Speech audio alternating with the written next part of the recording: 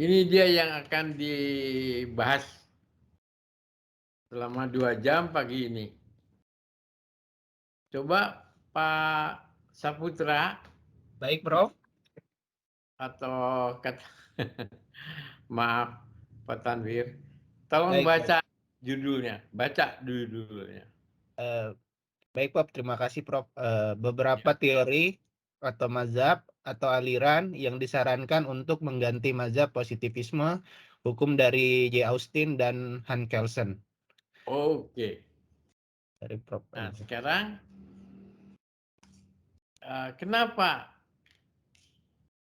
Anda harus nanti dalam tugas yang akan Anda buat, harus memilih salah satu teori atau mazhab atau aliran modern ya yang nama-namanya udah saya cantumkan pada waktu kita membahas skema perkembangan filsafat dan teori hukum.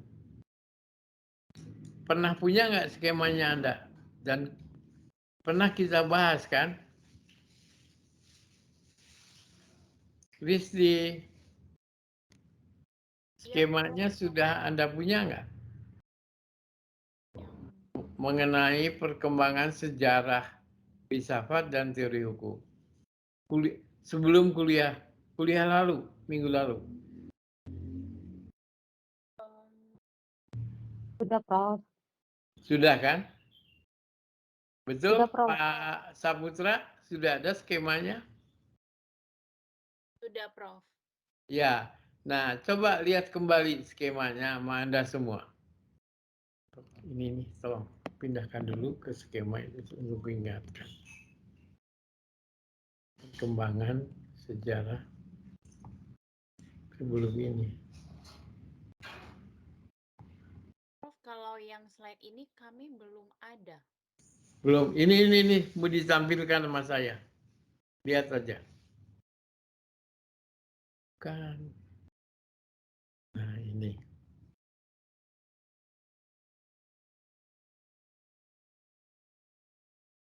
Ya, terima kasih. Ini dia skemanya. Coba Anda foto pakai ponsel aja. Jadi skema ini Anda belum pernah punya.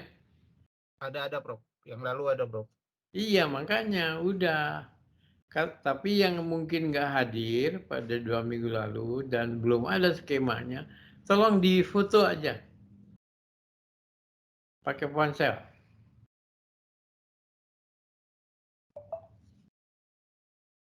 Kalau Saputra udah punya?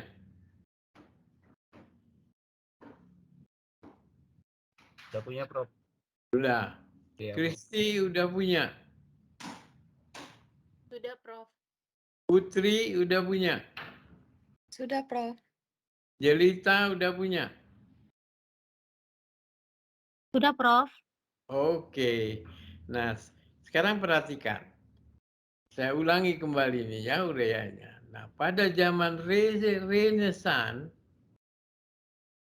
yaitu suatu abad di mana manusia kembali memiliki jati dirinya, ya tidak dikuasai oleh teologi maupun filsafat skolastik, ya itu memang filsafat dan teori hukum secara sekuler, artinya kembali ke otak manusia, bukan otak Tuhan, muncul.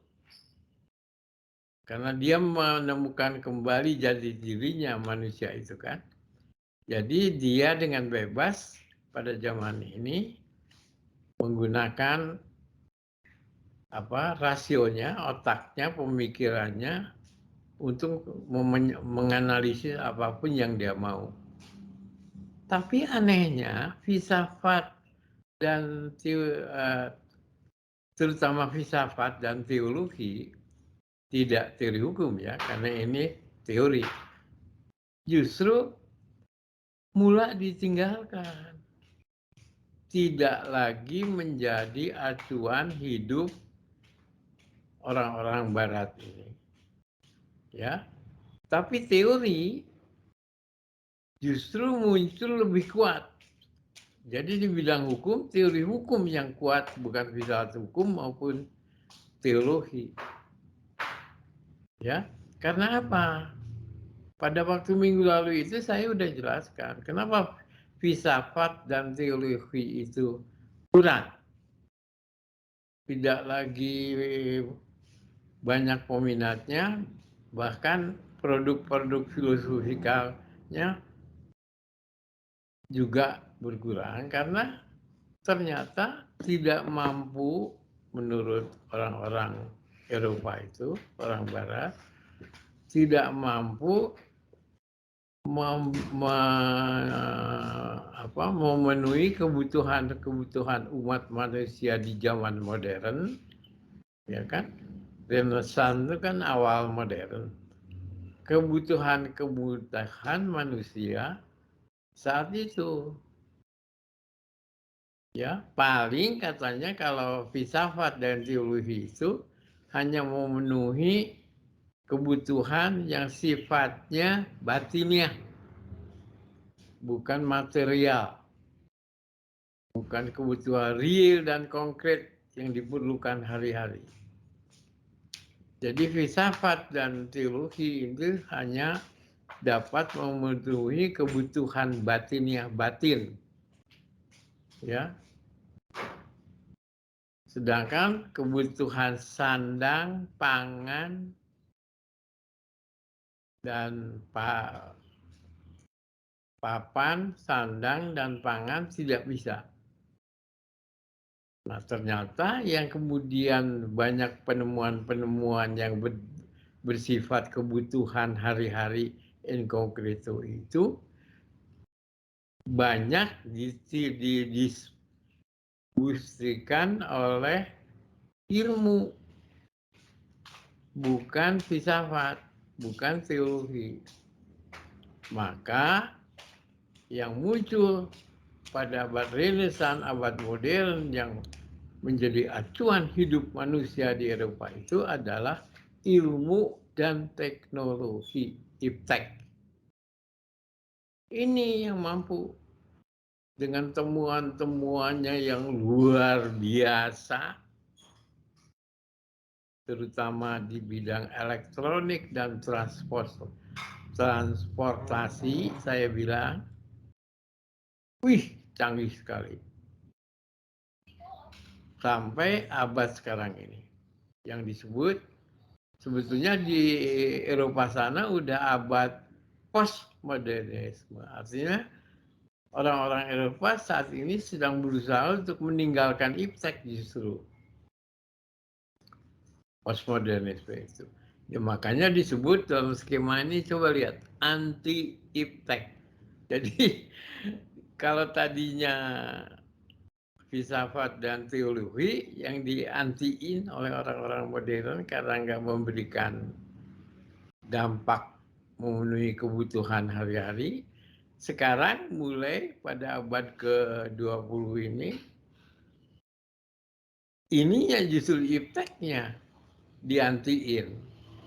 Tahu nggak apa sebabnya? Karena ternyata iptek yang menyebabkan peradaban manusia di Eropa dan dunia barat itu modern juga banyak mudaratnya. Karena iptek yang berkembang luar biasa itu justru digunakan oleh negara-negara yang banyak menemukan hal-hal yang canggih di bidang elektronik dan transportasi itu dibawa ke arah militer.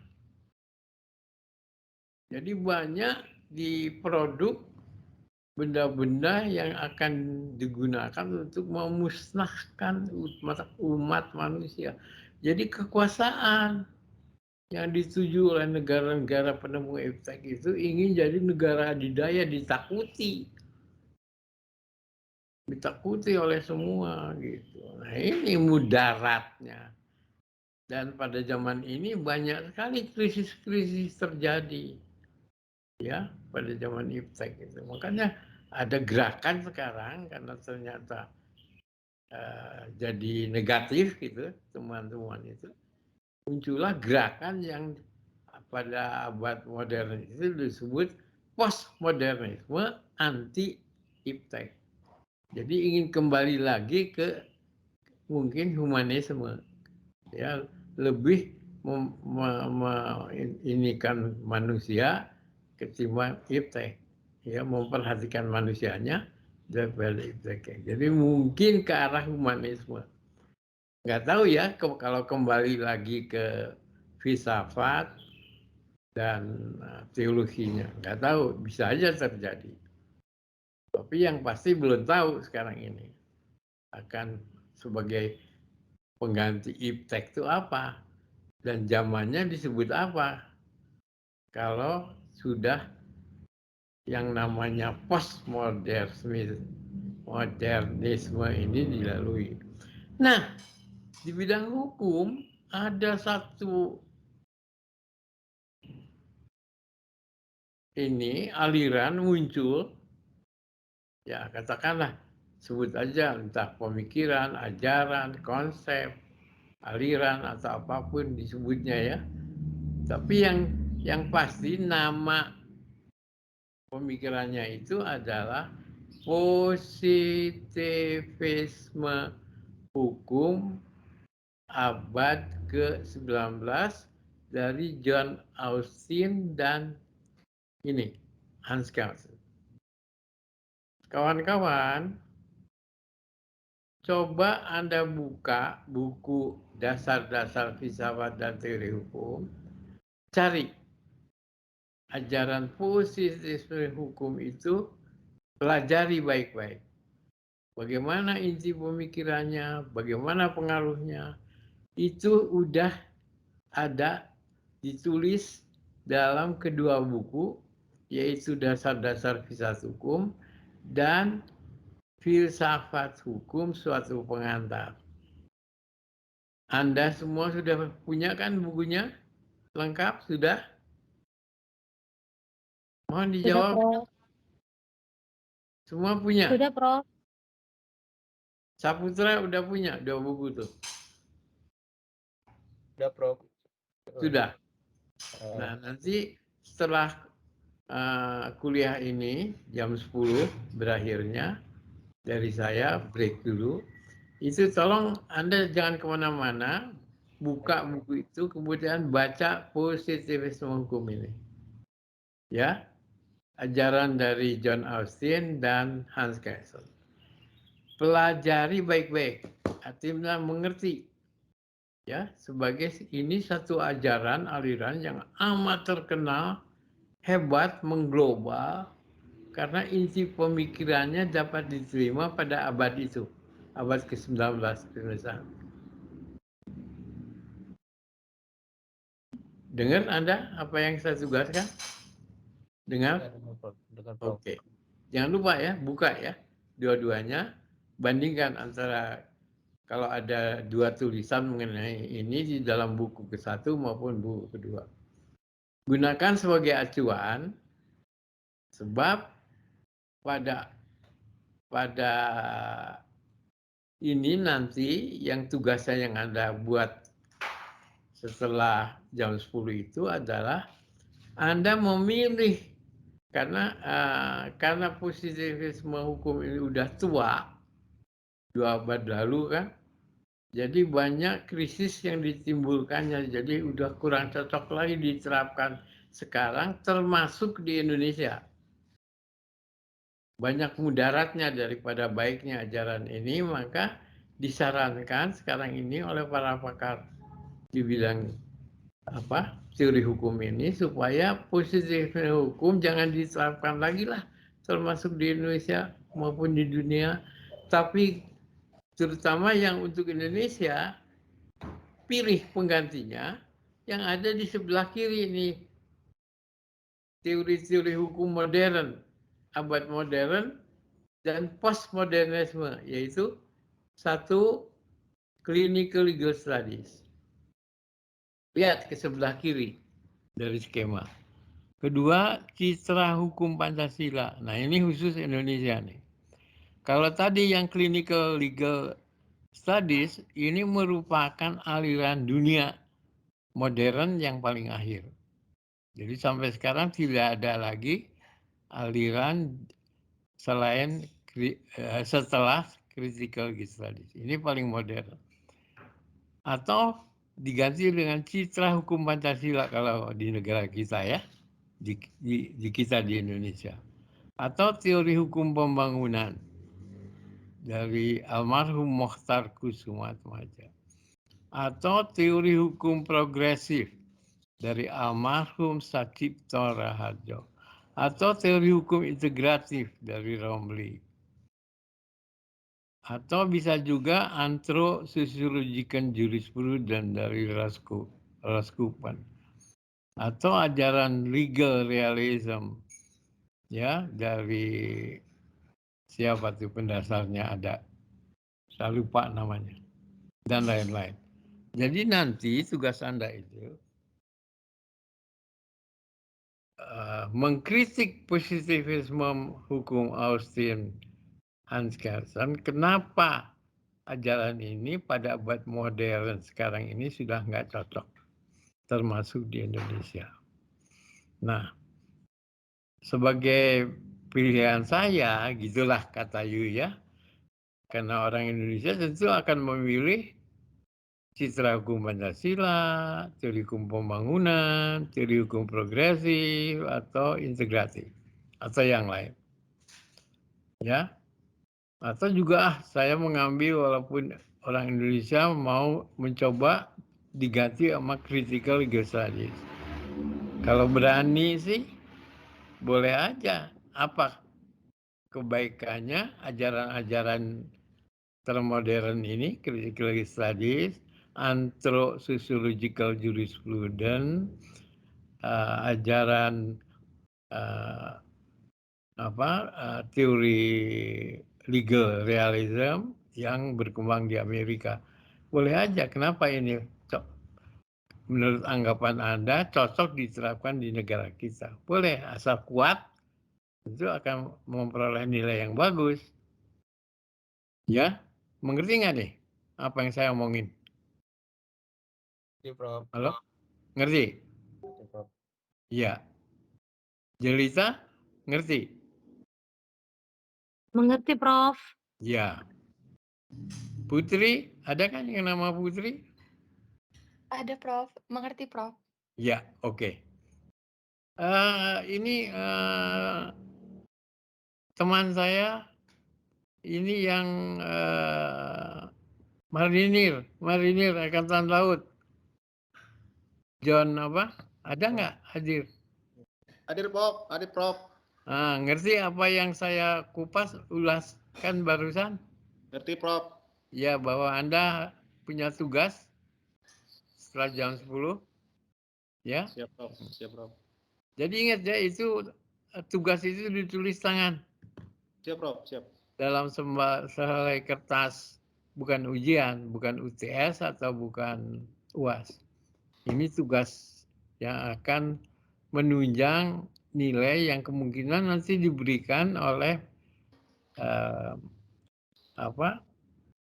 dosen mata kuliah ini yang akan melanjutkan nanti, yaitu Dr.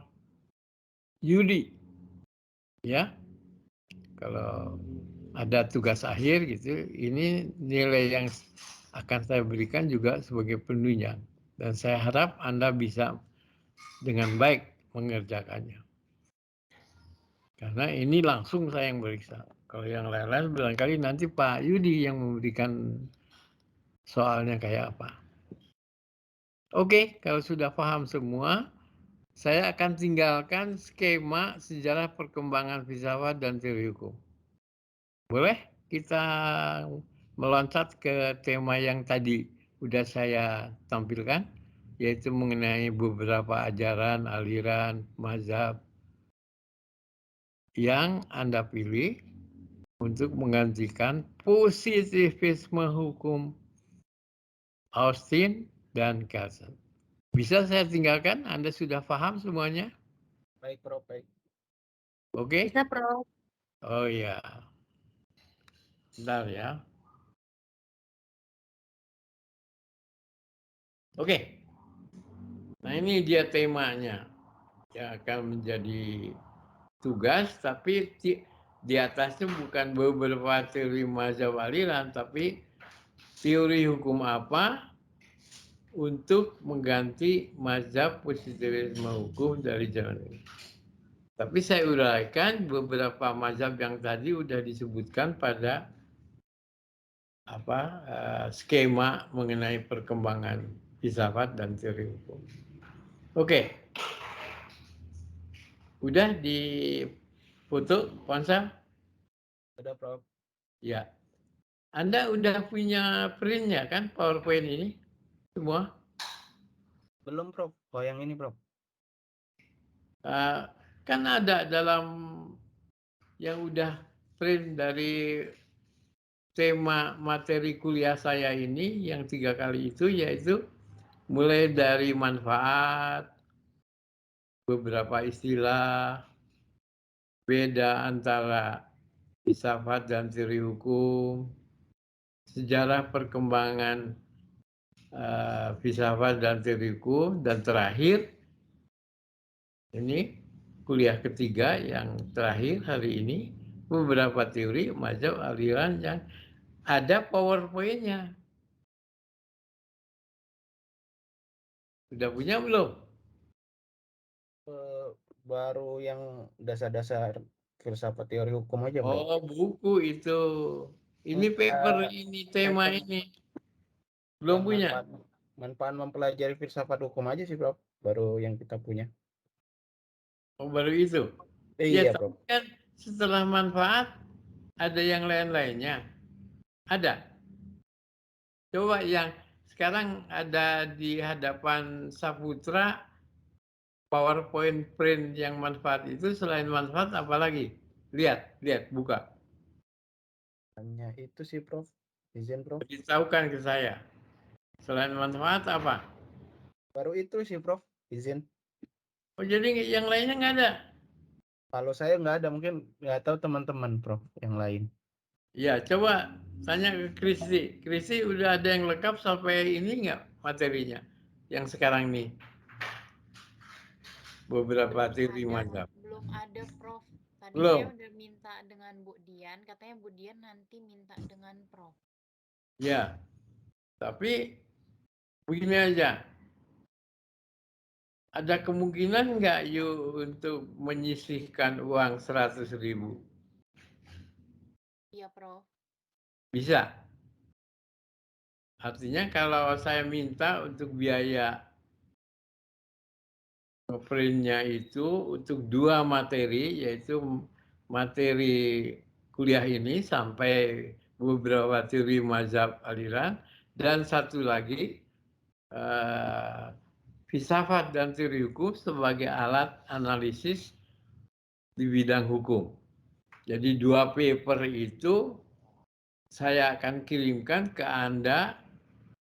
Ini yang aktif berapa orang mahasiswanya? 16-an. Mas, Prof. Saputra aktif Iya. semuanya atau hanya 10 orang aja? Untuk sementara sih ada 10 orang, Prof. Tapi ini aktif terus sih, Prof. Kalau yang lain, Prof. Karena mungkin tahu jam 9 kuliahnya, Prof. Izin. Enggak, begini. Nah, Jadi kalau gitu, kalau saya kirimkan 16 paket yang terdiri 2 paper, yaitu paper materi kuliah, PowerPoint-nya, dan 1 tema yang lainnya, papernya, 2 paper. Saya kirimkan 16 paket.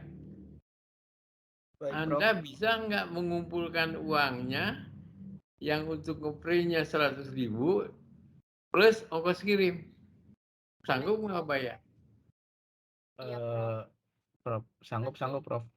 Nah, Di-share sama kita, Prof. Nanti ke teman-teman. iya. Nah, saya maunya begini. Uang itu Baik, Prof. yang 16 kali 100 plus nanti ongkos kirimnya pakai JNE ke Saputra, ke ketua Prof. kelas, Baik. itu bisa dikumpulkan segera enggak? Terutama biar kalau untuk ongkos kirimnya saya tanggung dulu. Saya Baik, beritahu belakangan. Tapi yang pasti yang 100.000 untuk 2 paper itu bisa segera dikumpulkan dalam 1-2 hari dan transfer ke ini nih. Nomor rekening saya di BNI. Tulis Saputra. Baik, Prof. Berapa, Prof? BNI Nah, rekening nomor 00 00 23 23 40 40 sekali lagi 40 40 65 65. atas nama Ya, Prof. ya Lili Rasidi lah Profesor. Siap, Prof. Ya. Nah, Baik, ini Prof. kalau dalam 2-3 hari sudah terkumpul, masukkan ke rekening ini segera supaya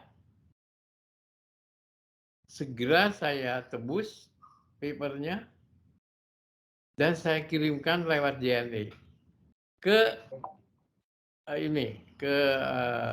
Saputra. Baik, Prof. Baik, Prof. Nah, sekarang Prof. ini nomor HP saya mohon dicatat sama semua ya, bukan Saputra aja, yaitu 0811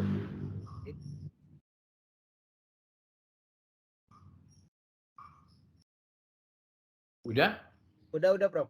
0811 Ya, Prof. 220 Baik.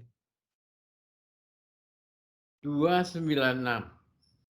Siap, Prof. Nah, jadi begitu Saputra berhasil tugasnya dalam 1-2 hari mengumpulkan uang itu dan sudah ditransfer Baik, ke Prof. BNI, you mengirim ya WhatsApp, SMS atau apa ke nomor HP saya itu, Pak sudah ditransfer. Baik, Prof. Kalau perlu bukti transfernya ke BNI di Prof. foto dikirimkan. Baik, Prof. Nah, terus saya sekarang juga minta alamat Saputra yang jelas dan nomor HP-nya dan kirimkan ke nomor HP saya itu secara nanti saya kirimkan, Prof. WA ya, Prof. Nanti saya ya. WhatsApp, Profesor. Oke. Baik, Prof. Terima kasih, Prof. Ya. Nah, sekarang apa saya bisa mulai dengan uraian aliran-aliran yang ada di PowerPoint ini? Silakan, Prof. Ya.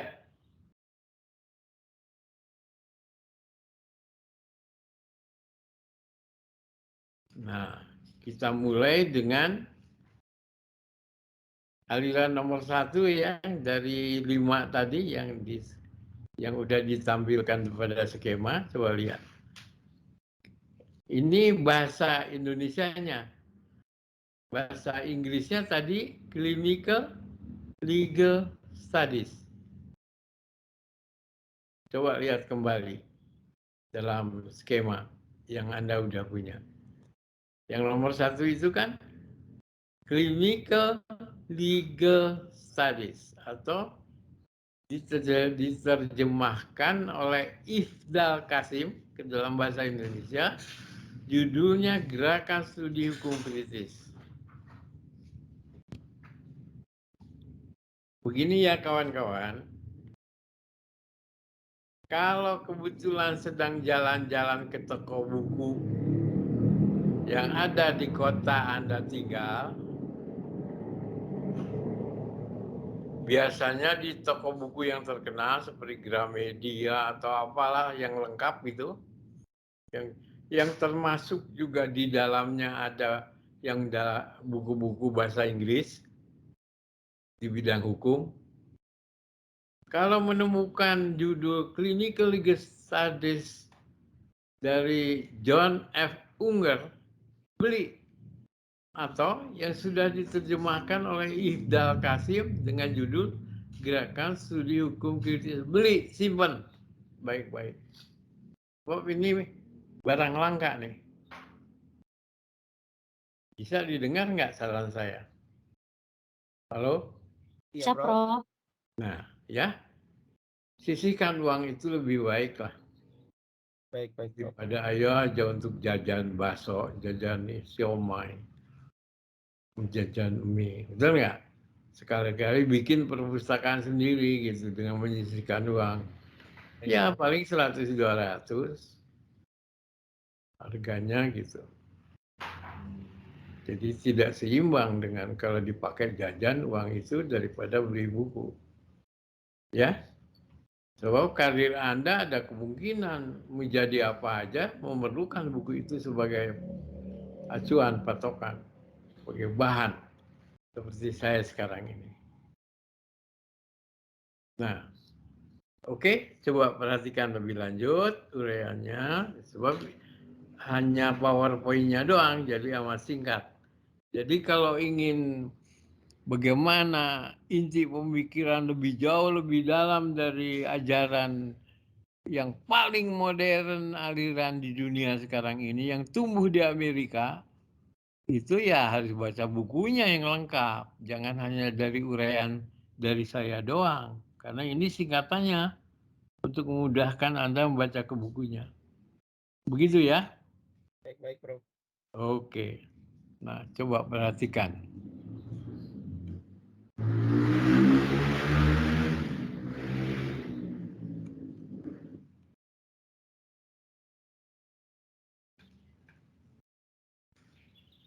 Kristi, tolong baca. Tarikan dari Agak kata keras, pengantar. tapi Disarikan pelan-pelan ya. dari. Tolong, Ya, Prof. Ya, oke. pelan-pelan.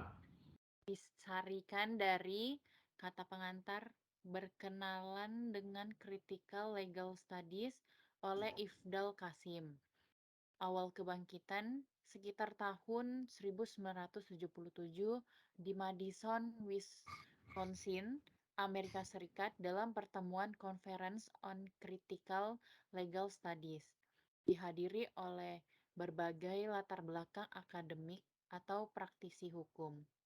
Diorganisir oleh Roberto M. Unger dan kawan-kawan. Tujuannya untuk mencari alternatif baru bukan hanya pada pencarian terhadap alternatif pemikiran hukum, tetapi juga menyangkut soal politik hukum atau yang lebih luas lagi, pencarian terhadap masyarakat alternatif di masa depan. Alasannya, kelompok GSHK ini merasa tidak puas terhadap tradisi pemikiran hukum liberal atau formalisme dan objektivisme klasik abad ke-19. Saya mohon Kristi mengulangi pembacaannya lebih pelan lagi dan lebih keras, yaitu mengenai tujuan. Tujuan, diulang. Ya, oke, Prof. Tujuan mencari alternatif baru bukan hanya pada pencarian terhadap alternatif pemikiran hukum, tetapi juga menyangkut soal politik hukum atau yang lebih luas lagi, pencarian terhadap masyarakat alternatif di masa depan. Nah, oke. Mohon dibaca ulang lagi pelan-pelan, ditekankan setelah tapinya oleh Jelita. Silakan Jelita. Yang lain menyimak ya, mencoba memahami. Silakan Jelita. Baik, Prof. Tujuan mencari alternatif baru bukan hanya pada pencarian terhadap alternatif pemikiran hukum, tetapi juga menyangkut soal politik hukum atau lebih luas lagi, pencarian terhadap masyarakat alternatif di masa depan. Nah, mulai kata tapi sampai dengan masyarakat alternatif di masa depan saya garis bawahi. Berarti ini ada hal yang aneh nih, unik dan penting. Sebab nggak sesarinya suatu aliran hukum mencari sesuatu yang bukan bidangnya. Makanya untuk perhatian kawan-kawan yang hadir semua sekarang ini, ya saya garis bawahi mulai kata tapi sampai masyarakat alternatif di masa depan. Pak siapa yang lupa aja namanya, sobat saya nih yang marinir tuh angkatan laut, siapa namanya? Johnson. Prof. Johnson. Ya, Bro. Udah mengikuti omongan saya. Ini Ya, Prof. dalam tujuan ini saya beri diberi garis bawah, yaitu mulai dari kata apa? Silakan Johnson. Siap, tetapi Prof. Ya terus. Siap. Terus Tetapi baca. juga Ya. Terus tetapi baca. siap. Tetapi juga menyangkut soal politik hukum atau yang lebih luas lagi, pencarian terhadap masyarakat alternatif di masa depan. Nah, yang lain-lain paham? Ini saya memberi garis bawah itu untuk menunjukkan, memberi perhatian pada kalian semua yang hadir. Ya, Saputra.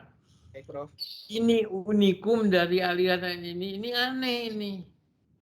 Mulai kata tetapi tujuan pencariannya itu sudah di luar wewenang suatu aliran hukum.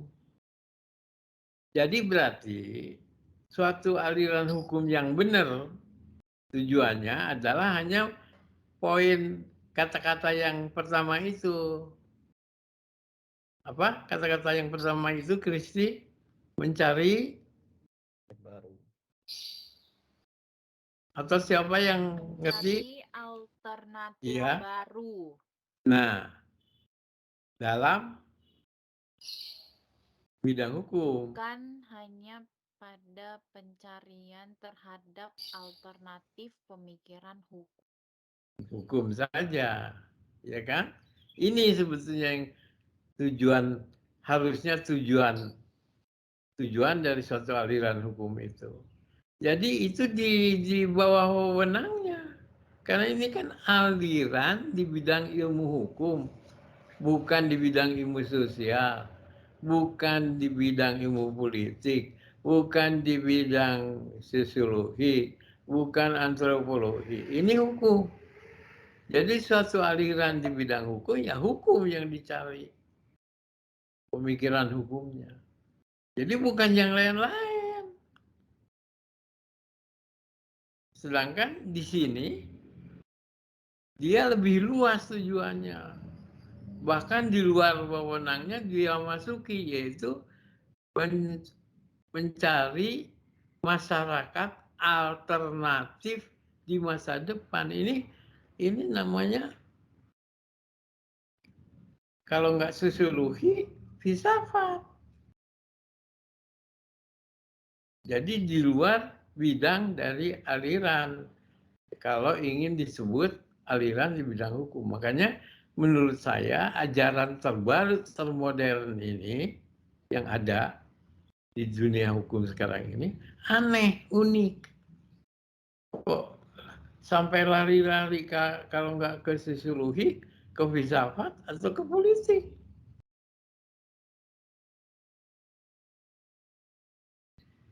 Jadi di luar wewenangnya, makanya nanti kalau kita mengakhiri uraian mengenai clinical legal studies itu ada saran dari Unger CS itu setelah mencari alternatif ini dari tujuan aliran ini ada saran menggantikan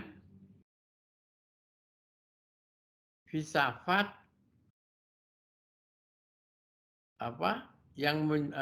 filsafat hidup yang sekarang ini menjadi acuan dunia, diganti katanya karena menimbulkan krisis dalam perang dunia.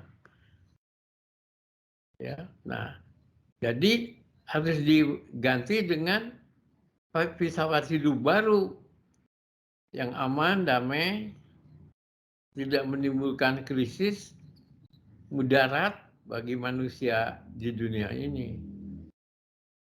Nah, nanti kita akan lihat apa saran dari Unger dan bagaimana komentar kita terhadap apa yang disarankan itu. Makanya dia terlalu jauh sih ke hal-hal lain yang kalau filsafat hidup itu kan filsafat atau paling tidak sosiologi, bukan ilmu hukum. Bagaimana komentar saya ini difahami apa enggak sama kalian semua? Kenapa disebut aneh dan unik? Silakan komentar atas ucapan saya. Izin, Prof.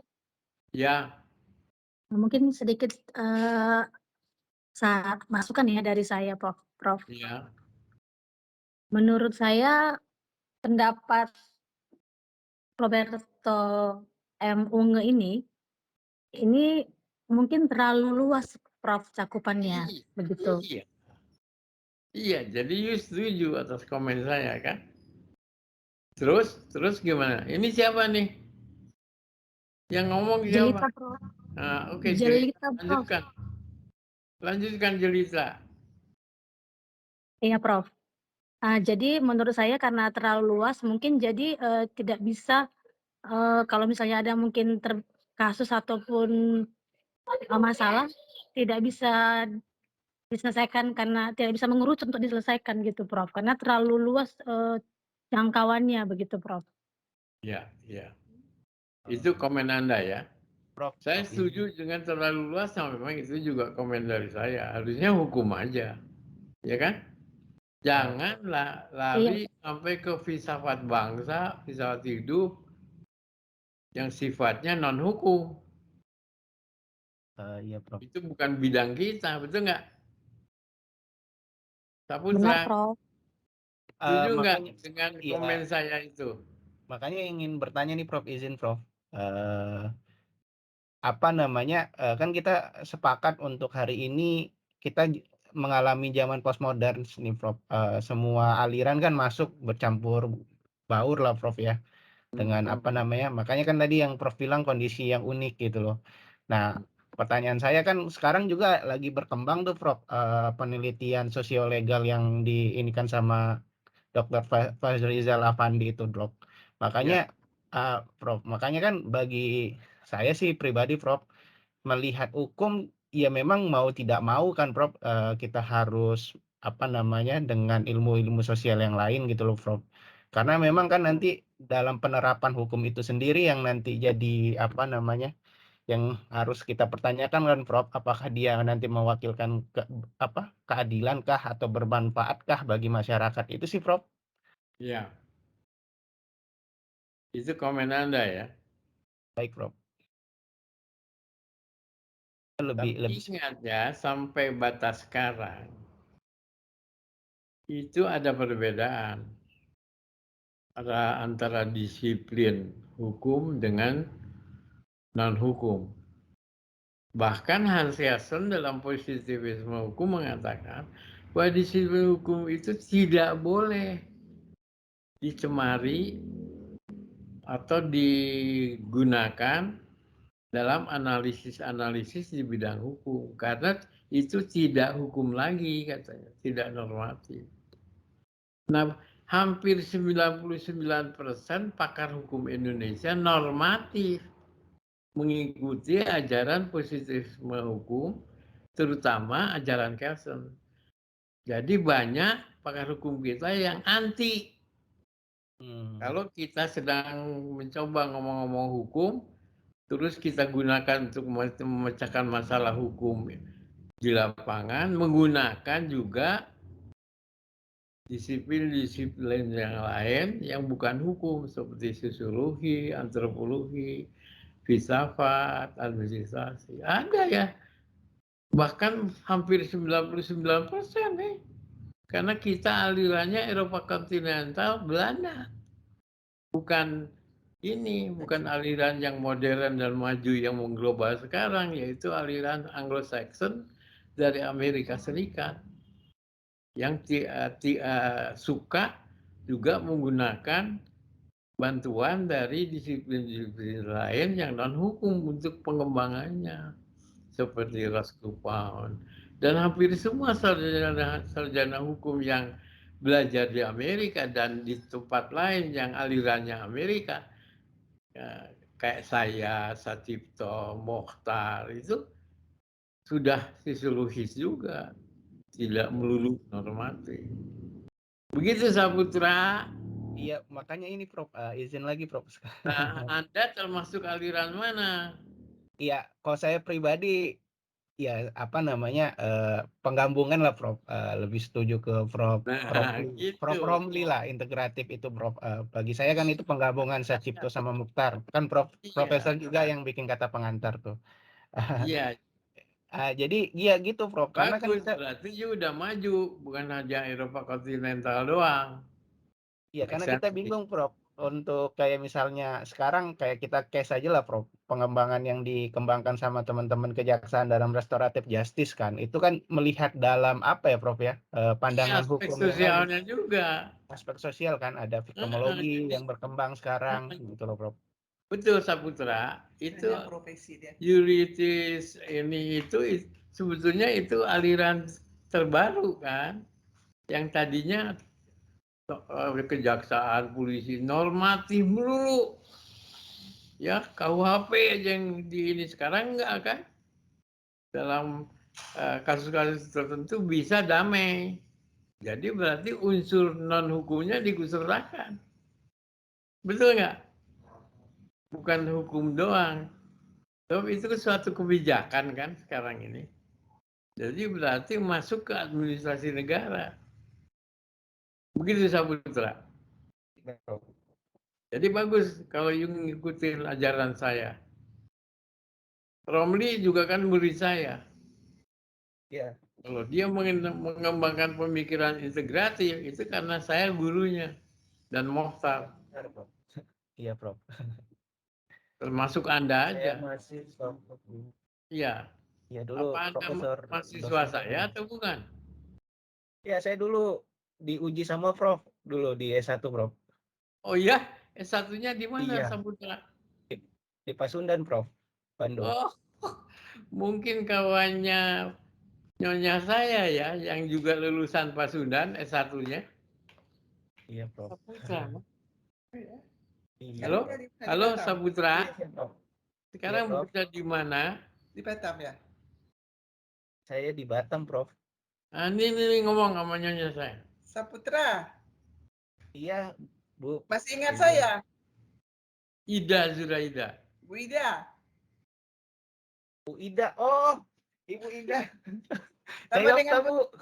Ya, gengnya Ibu Astagfirullahaladzim. Titin dengan Ibu As. Iya, iya, saya ingat Bu.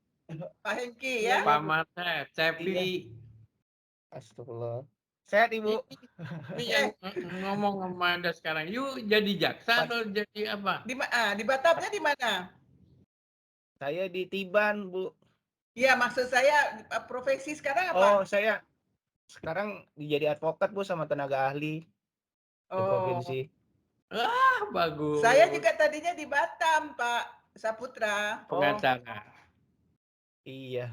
Nah, Ibu gimana kabar Bu? Dosen juga di UIB Ibu, dia satu.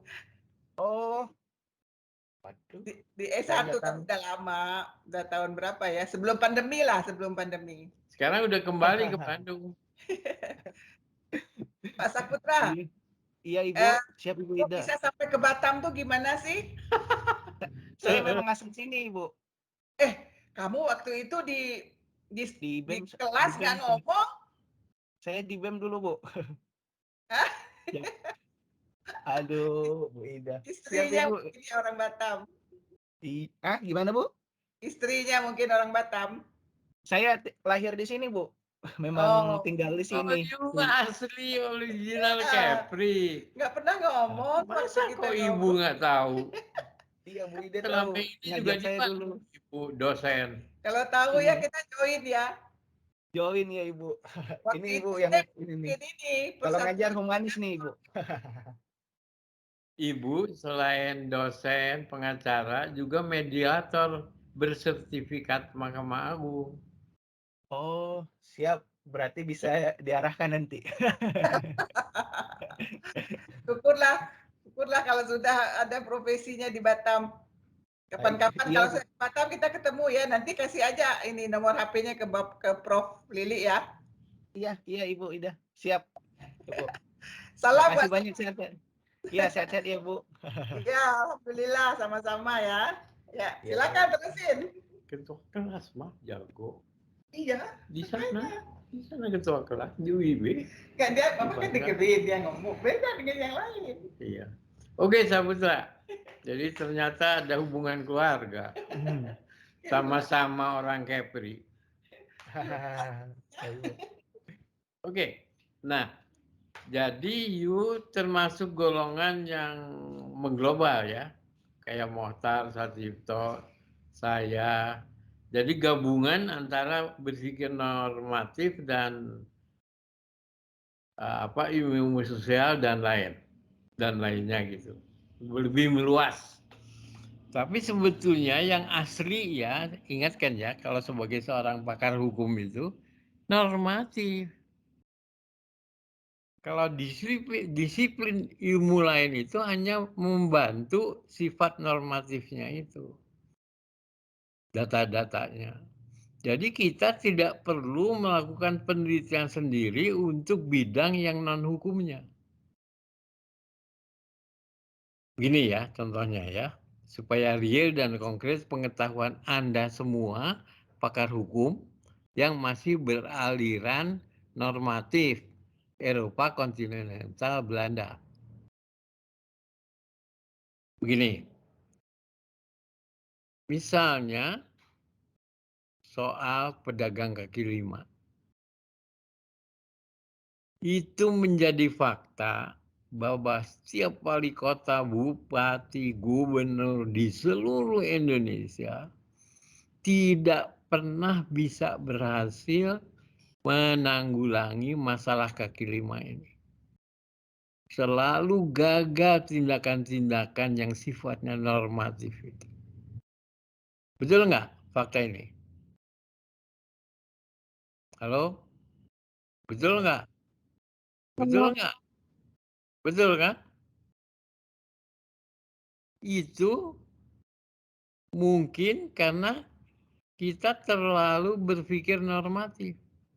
Eropa kontinental Belanda cara mendekatinya. Tidak dengan cara yang hukum yang multidisipliner. Tidak yuridis melulu, tapi dibantu oleh disiplin-disiplin ilmu sosial. Kalau hanya didekati secara normatif, gagal. Berhasil hanya untuk sementara. Polisi Pamong Praja datang merazia, menyita, ini, menghukum gini-gini. Begitu beliau kembali ke kantornya, dagang lagi di situ, pedagang kaki lima. Jadi nggak pernah berhasil kalau dilandasi penindakannya dengan perda doang tentang kaki lima. Jadi ini harus didekati dengan cara yang lain. Tidak bisa hanya melulu tunggal dengan pendekatan hukum saja. Ditindak secara represif. Harus didekati dengan yang saya sebut dalam bidang metodologi pendekatan yang yuridis multidisipliner atau pendekatan sistem. Artinya kita minta dibantu selain oleh hukum, perdanya itu juga data-data yang non-hukum yang bisa membantu menyelesaikan masalah itu. Nah, saya mengembangkan istilah didekati dengan hukum yang multidisipliner, tidak yuridis normatif doang. Nah, itulah karena semua wali kota, semua tokoh-tokoh pakar hukum kita masih normatif melulu, Eropa kontinental nggak mau berubah jadi nggak pernah mampu menyelesaikan masalah kaki lima, judi, kenakalan remaja, narkoba, korupsi, dan lain-lain yang tidak bisa tuntas diselesaikan dengan secara represif. Nggak bisa. Kita ini negara lain, negara yang beda dengan Singapura, Australia. Kalau mereka dengan pendekatan normatif nggak ada orang miskin, nggak ada orang jualan di trotoar atau apa, geng motor. Ya, kalau judi dan lain-lain itu boleh karena bukan Islam. Nah, di kita setelah merdeka ini masih banyak orang miskin. Mau makan aja sulit. Apalagi untuk dagang dengan modal yang besar harus beli toko, ruko, berat. Jadi dipaksa dengan modal kecil yang bisa berdagang gitu dengan untung hanya bisa beri makan ke anak dan istri di rumah, yaitu sebagai pedagang kaki lima. Jadi kalau dihajar habis-habisan, disita barangnya gini, itu kan nggak adil. Justru yang gini yang harus dibantu dengan kredit lah, dengan apalah apa. Makanya saya mengembangkan metode lain. Ya, kita jangan terlalu monodisiplin cara berpikirnya sebagai seorang pakar hukum. Apalagi Anda S2, S3, itu harus luas pemikirannya. Selain pakar hukum benar-benar juga mampu menggunakan data-data lain yang bukan hukum untuk kita gunakan menyelesaikan masalah hukum. Terutama yang tidak bisa didekati dengan hukum doang. Lihat aja polisi aja sekarang udah justice restitutif. Padahal beliau itu bukan main represifnya. Pidana, tapi enggak kan. Kasus Lesti dan Bilal itu contohnya. Bisa polisi juga sekarang menuntaskan suatu masalah sampai final, tidak parsial, dengan tidak menggunakan KUHP. Nah ini sudah beranjak ke multidisipliner cara pendekatan. Bagaimana? Ini bukunya saya bikin loh, pendekatan multidisipliner itu bagaimana cara penyelesaian untuk kaki lima, judi, kenakalan remaja, dengan geng motornya tuh. Kemudian juga dengan urusan narkoba, dan juga barangkali korupsi dan lain-lain. Di Bandung sudah dicoba dengan menggunakan metode teoritis yang saya kembangkan itu.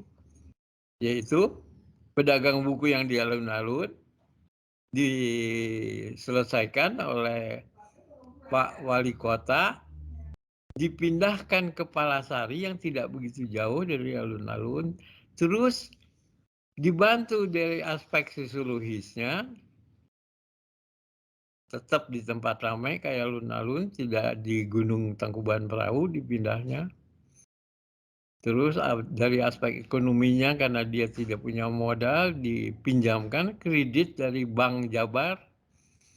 Lantas dibikinin kios-kiosnya supaya dia kalau perlu jualannya sambil tidur di situ 24 jam, jadi keuntungannya lebih, modalnya ditambah, dikasih listrik, dikasih air, dikasih polisi, security, ngejaga supaya preman-preman tidak memeras.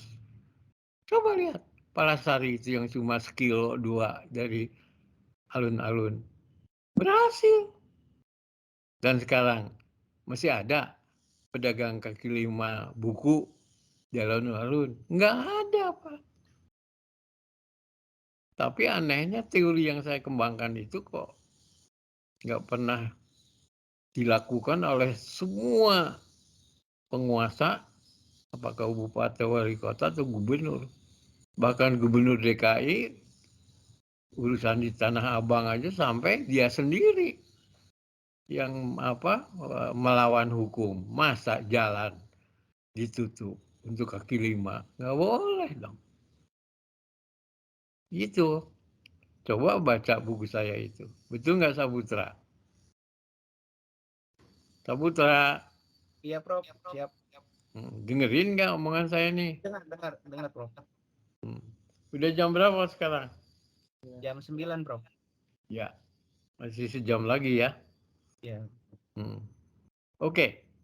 Nah, jadi ini sebetulnya kalau saya seorang pakar hukum tulen gitu ya, yang Eropa kontinental itu, yang masih pikirannya normatif, ini unik, nggak boleh dong kayak clinical legal studies, betul nggak? Di luar bidangnya dia nyoba-nyoba ikut-ikutan nyari.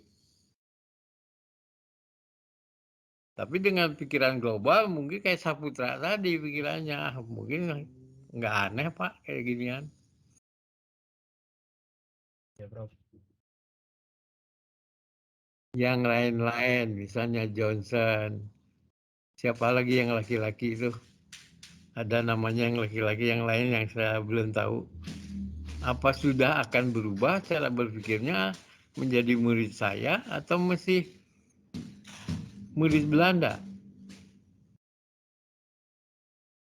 Halo, Johnson. Ya, Prof.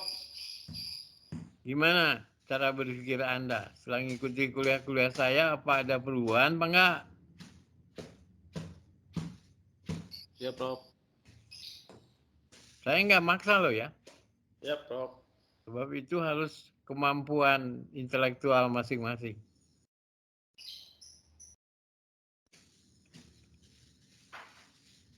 Nah, tentu Anda menunggu kira-kira saran temuan dari Unger mengenai masyarakat alternatif di masa depan itu yang bagaimana. Tunggu sampai tayangan materi dari clinical legal studies ini selesai. Sabar ya. Nah, sekarang saya ingin menjelaskan lagi mengenai apa yang dimaksud dengan masyarakat alternatif di masa depan. Ini kalau clinical legal study itu menggunakan istilah untuk pengganti positivisme hukum itu disebut tradisi pemikiran hukum liberal, formalisme, dan objektivisme klasik abad ke-19, itu sebetulnya nama populernya adalah positivisme hukum. Ya, entah gimana para pakar clinical legal study itu nggak mau menggunakan istilah positivisme hukum dari John Austin atau yang nggak mau, tapi dia selalu menggunakan tradisi pemikiran hukum liberal alias formalisme atau objektivisme klasik abad ke-19. Itu yang digunakan. Ya, jadi Anda jangan bingung kok ada istilah baru nih. Itu sebetulnya positivisme hukum. Dia ingin menghajar positivisme hukum, dibuang jauh-jauh, diganti dengan clinical legal studies. Paham semua? Halo? Paham, Bro. Ya. Prof. Ya. Oke, kita bisa lanjut ke PowerPoint berikut. Bisa? Bisa, Prof. Bisa, Prof. Bisa, Ya. Prof. Oke.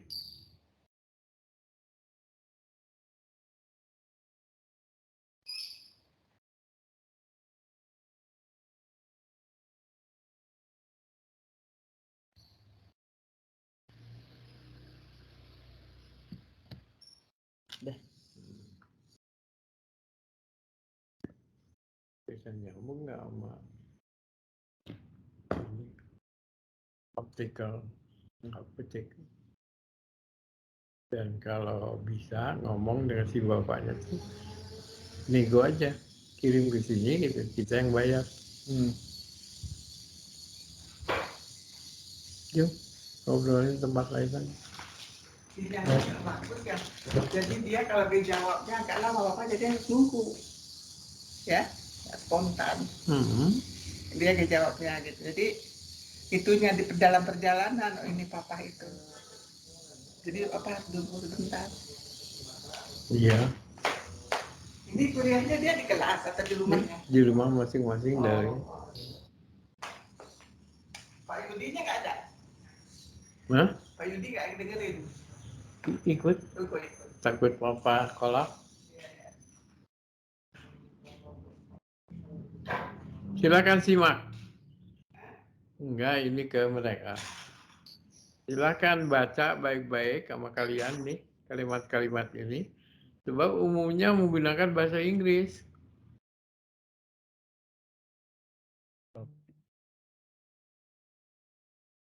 Coba. Nanti saya ingin tanya ke kalian, paham nggak nih apa maksudnya? Nah, yang atas ini inti pemikiran dari tradisi hukum liberal yang disebut oleh saya positivisme hukum itu. Itu inti-inti pemikirannya. Juga yang bawah. Jadi ini semua yang diuraikan ini menjadi dasar pemikiran dari aliran positivisme hukum atau oleh mereka disebut tradisi hukum liberal, ya, yang sebetulnya positif. Jadi ini kritiknya pendapat dari para pakar clinical legal studies yang dianggap merupakan pemikiran yang amat modern sekarang ini. Dengan ini klasik ini katanya, udah kadaluarsa gitulah katakanlah.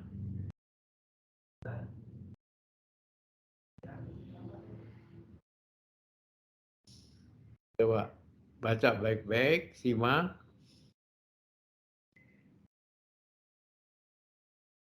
Maaf, semuanya menggunakan bahasa Inggris.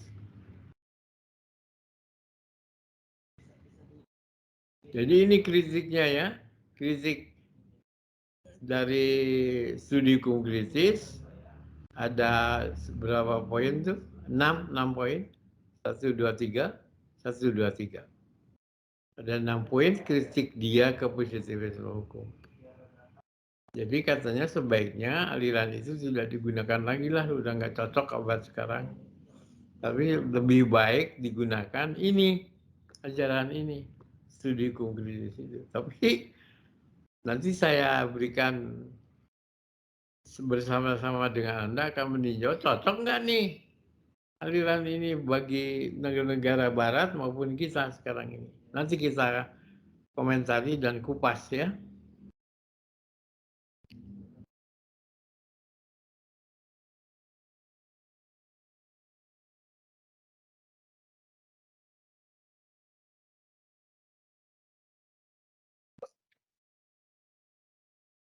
Kita nanti saya uraikan dalam kerangka penampilan ini apa yang berikut setelah ini. Coba diuraikan oleh mereka setelah tampilan ini yang bahasa Inggrisnya ini.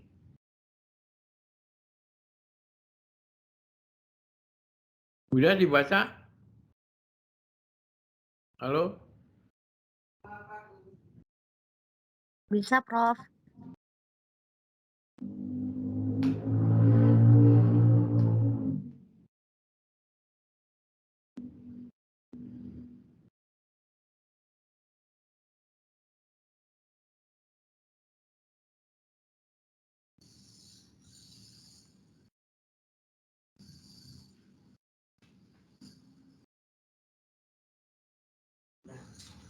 Nanti Senin atau Selasa katanya beresin. Oh, belum selesai. Udah mandi dulu ke? Hah? Mandi? Iya. Yuk. Kalau ini macet gimana? Teriak-teriak saya. Nanti aja lah.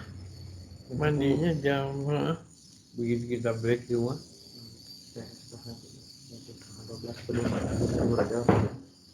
Nah, yang keenam kritik tadi Baik. dari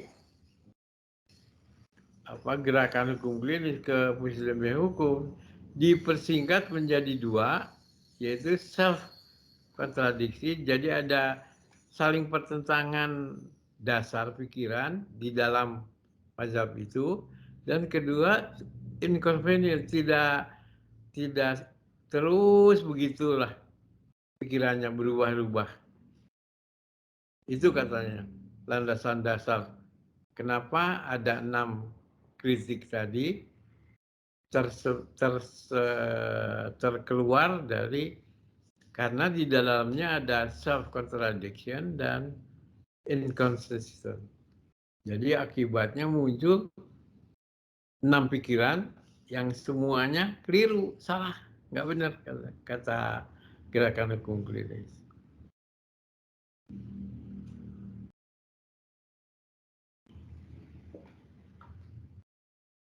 Makanya akibatnya katanya dengan cara begini tradisi dinilai sudah tidak mampu lagi memecahkan masalah-masalah hukum dan sosial di masyarakat Amerika Serikat. Kalau boleh ditambahkan juga di Indonesia. Tapi di Indonesia juga tidak seperti di Amerika aja, didekati dengan normatif nggak pernah berhasil. Di Indonesia juga sama. Itu tadi kan saya udah jelaskan soal metode pendekatan baru yang saya umumkan mengenai hukum yang multidisipliner. Yaitu masalah hukum dan sosial di bidang kaki lima, judi,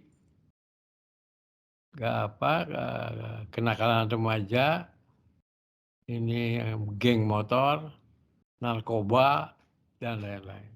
Itu di kita juga sama.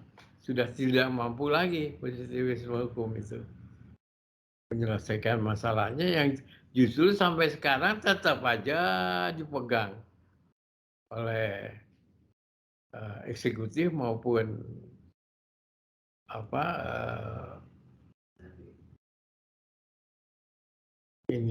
baik yudikatif maupun parlemen. Makanya tugas Anda nanti setelah break, Anda harus mencoba mencari pemikiran baru yang paling tepat buat negara kita itu apa. Ajaran hukum apa.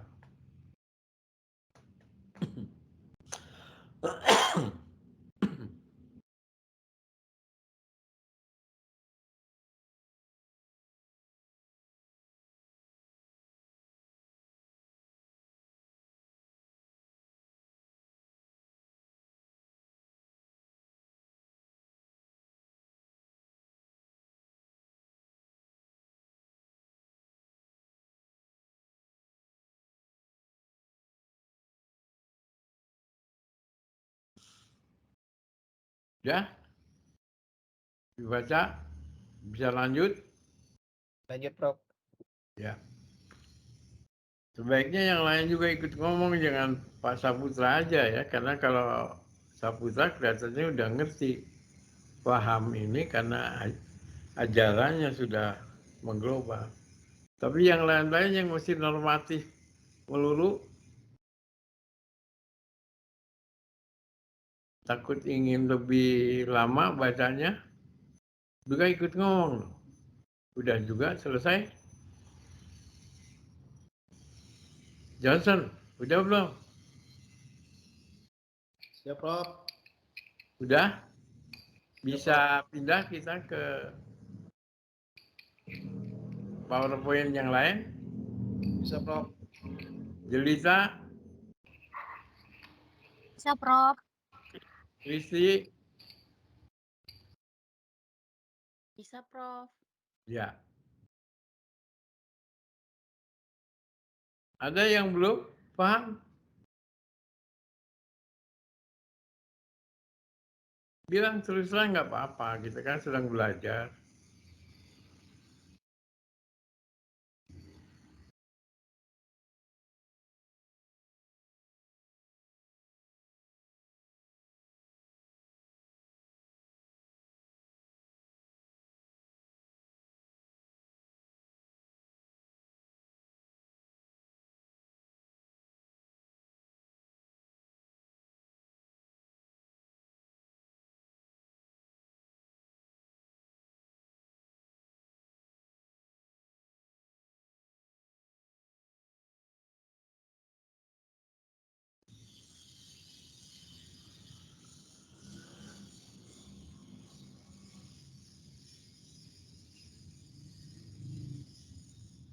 Johnson, Ya, Prof. tolong baca. Siap, Prof. Persamaan dan perbedaan GSHK dengan gerakan American Legal Release atau ARL. Satu, persamaan berdasarkan pada pengkajian empiris terhadap hukum. Dua, perbedaan. Pada pendekatannya, GSHK menggunakan paradigma ilmu sosial kiri, Marxisme, sekolah Frankfurt, neo-Marxis, strukturalisme, dan lain-lain.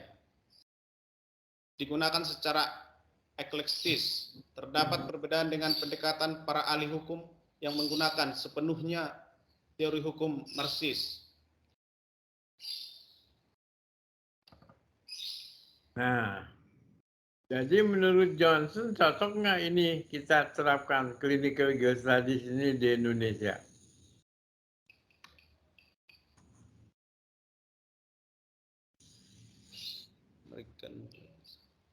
Simak lagi, baik-baik, pelan-pelan, baca lagi dalam hati. Ya, Prof. Cocok nggak nih untuk kita?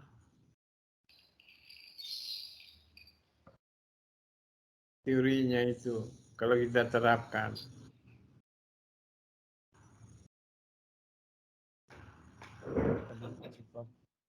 Gimana Johnson? Ya, Prof. Cocok nggak nih untuk kita? Kalau menurut saya sih, Prof, di Indonesia kalau gerakan American Legal Release ini belum cocok, Prof, karena melihat kehidupan, bahkan karena hukum ini kan berdasarkan dengan kehidupan masyarakatnya, Prof. Ini dong baca ini, nggak usah jauh-jauh lah alasannya. Iya, Prof. Kenapa kalau tidak cocok? Gampang kan? Ya, Prof. Berdasarkan pada kajian empirisnya, Prof. Iya, jadi kalau clinical study itu bukan lagi dilandasi oleh pikiran individualisme, liberalisme, kapitalisme, tapi lebih condong ke marxisme, komunisme. Ini kan di kita dilarang Ya, Prof. ajaran ini. Jadi jangan dipilih dong untuk diterapkan di negara kita. Nanti yang menyarankannya malah dipenjara karena undang-undang kan melarang komunisme. Betul nggak Johnson? Betul, Prof. Iya, you kan tentara paling tahu. Ya, Prof. Ya, jangan berpikir alasan lain yang jauh-jauh nggak tentu benar. Ini aja baca dasarnya apa. Nggak cocok dengan kita. Kita ini kan filsafat Pancasila. Pancasila, siap, Prof. Yang sekarang sedang kuat sekali mendasari kehidupan dunia umat manusia itu kan Marxisme, komunisme, dan individualisme, liberalisme, kapitalisme. Kapitalisme. Jadi kalau ada saran tetap salah satu sebagai dasar baiknya digunakan, itu bukan saran itu namanya. Betul nggak? Harus yang lain. Jadi jawaban dari critical legal studies juga kalau masih ada kaitannya dengan yang sedang berlangsung sekarang, yaitu individualisme dan marxisme, ngapain disarankan itu? Tidak ada perubahan, tetap aja akan menimbulkan krisis dunia, perang dunia barangkali. Paham nggak nih? Paham, Prof? Ya, bisa kita lanjutkan ya. Lanjut.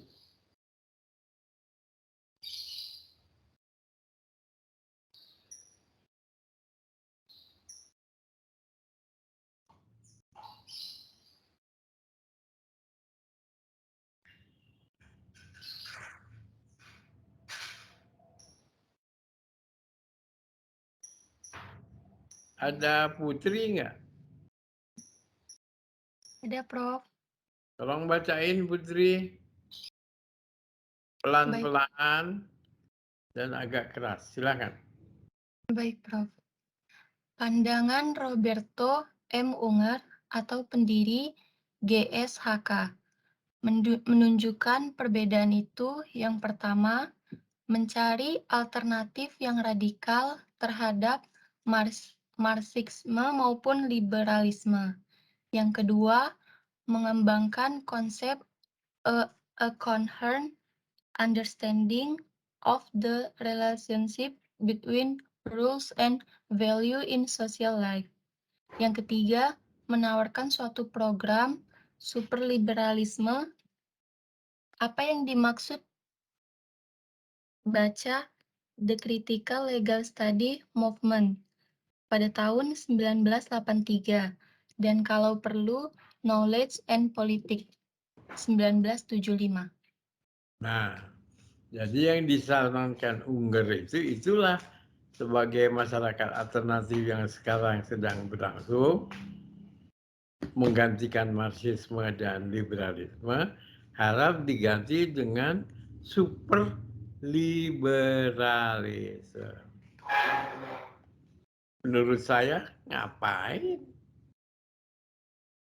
Ini sama aja dengan tetap ingin memperlakukan si Unger CS ini yang disebut liberalisme, individualisme, kapitalisme.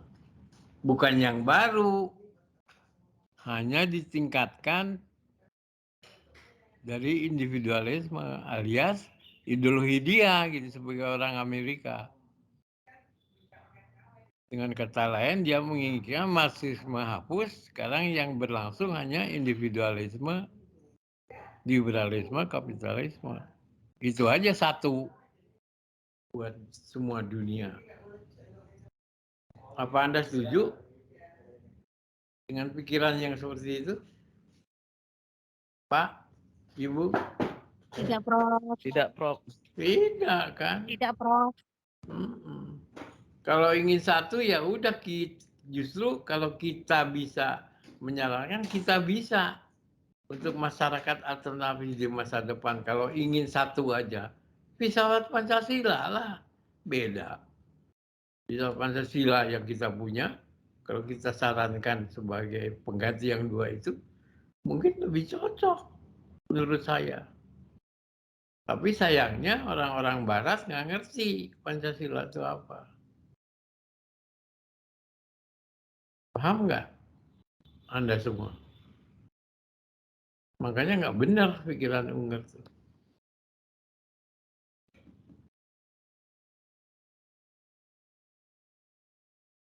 Gimana komen Anda terhadap komen saya? Pancasila aja pakai.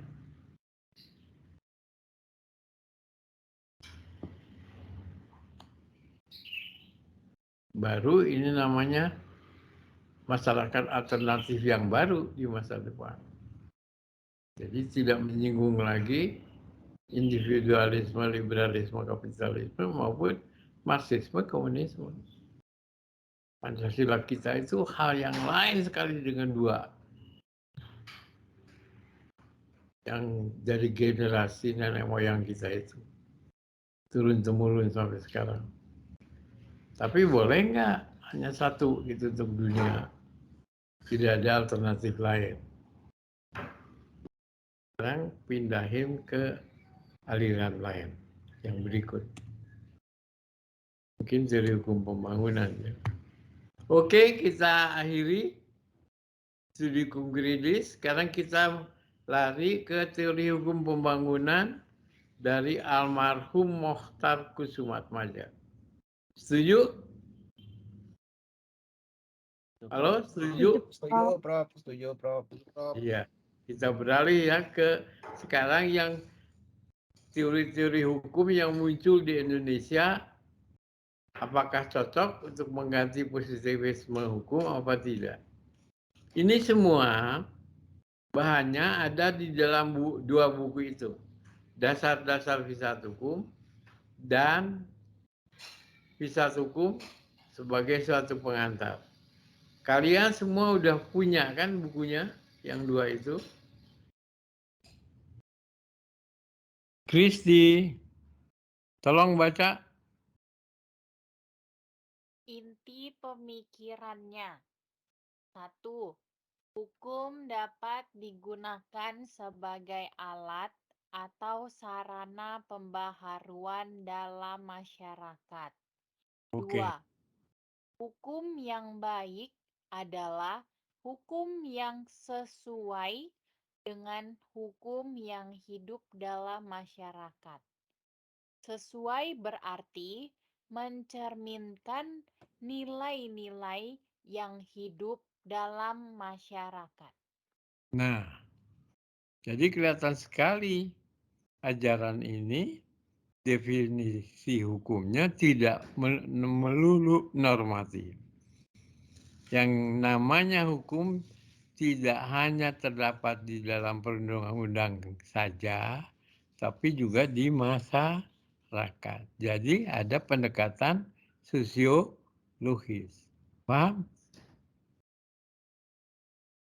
Paham, Prof. Ya, oke. Jadi bisa lanjut ya.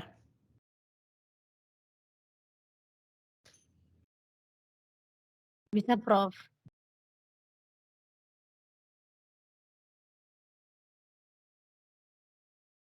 Saputra, tolong baca. Baik, Prof.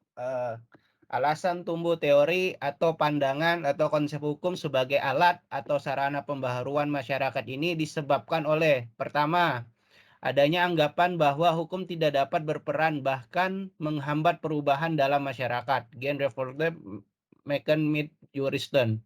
Kedua, telah terjadi perubahan pemikiran tentang hukum dalam beberapa dasawarsa atau dekade terakhir ini. Ya, ada perkembangan. Saputra, apa yang penting dari alasan ini? Ada berapa ya? Ada 2 ya?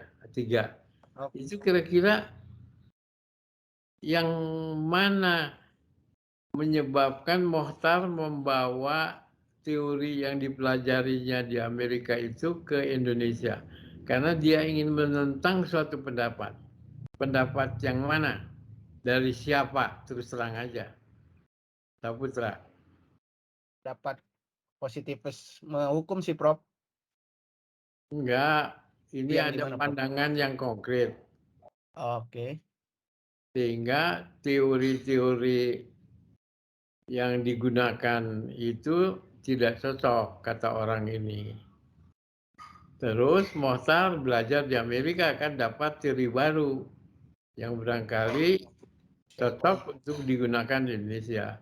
Jadi alasan yang mana dan dari siapa sehingga Mokhtar membawa ajaran ini ke Indonesia? Saputra.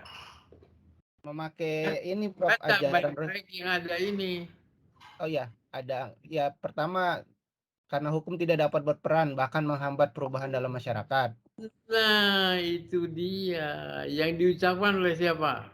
Rochefort, Prof, yang Bukan Roskupon di Indonesia. Indonesia. Kalau yang Roskupon itu yang mendasari ajaran Mozart. Iya. Yang dibawa justru. Siapa yang ngomong gitu? Bahwa tidak ikut berperanan, bahkan menghambat. Itu siapa yang ngomong secara tegas? Kalau pemikir Indonesia sih Cak Cipto. Belum tahu ya. Terus aja kalau nggak tahu bilang. Nggak tahu, Prof. Bung Karno hin revolusi makan Medjuristen. Tidak bisa berevolusi dengan para pakar hukum. Kata Bung Karno.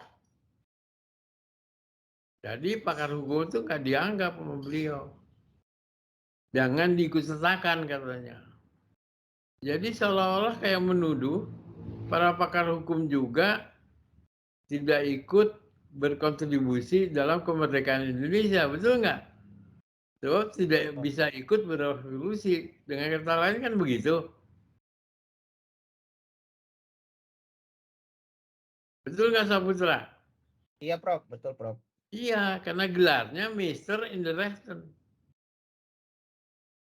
Yang mengganti Mr. Inderesen menjadi sarjana hukum siapa? Nggak tahu, Prof. Nggak tahu. Iya, Prof. Tidak tahu, Prof. Bung Karno. Makanya kurikulumnya dibedakan antara sarjana hukum dengan Mr. Inderesen. Kalau Mr. Inderesen itu warisan Belanda yang diterapkan di kita 5 tahun kuliahnya kayak saya dulu. Tahun 60-an, 50-an. 5 tahun. Gelarnya Mr. Inderesen. Sama Bung Karno keluar SK.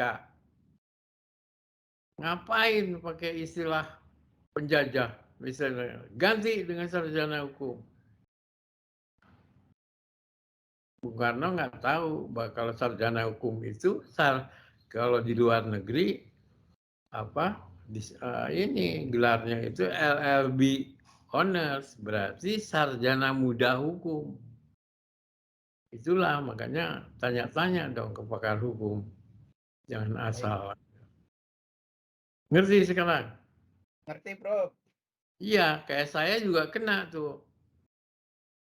Saya kan harusnya gelarnya karena 5 tahun Mr. Inderesen jadi diganti SH. Sama kayak dengan yang kalian, yang sebelumnya kalian itu sarjana muda hukum. Karena tahun 70 diganti dari 5 tahun menjadi 3 tahun plus 1 tahun.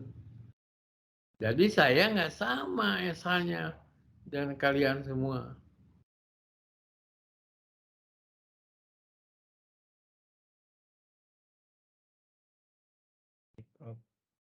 Banyak sekarang yang tadinya bergelar Mr. Inderesen balik lagi, Pak. Gelarnya bukan SH lagi, tapi anu Mr. Inderesen. Bukan SH. Karena beda. Kalau gelar saya Mr. Inderesen, itu sama kalau sekarang ini S1 plus S2. Iya kan? Iya, Prof.